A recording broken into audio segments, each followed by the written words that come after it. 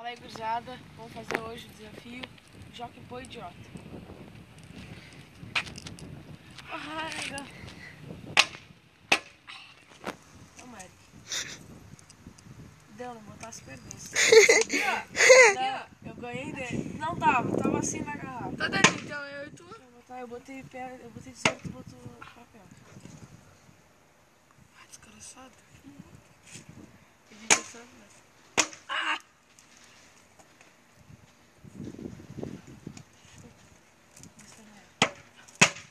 Ah, tá bom.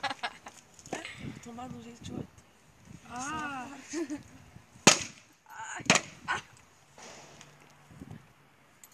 Toda hora.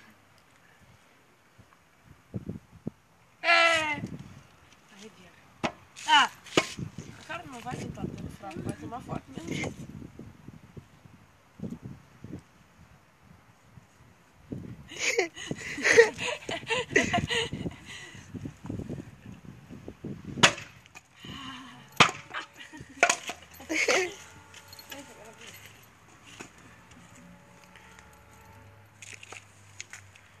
Toda hora.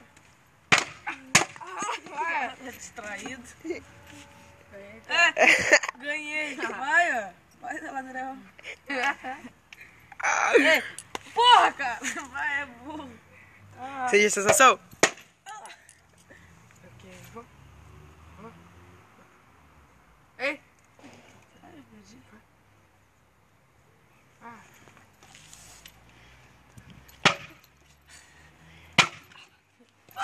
Agora, gurizada, a última rodada e pode dar forte.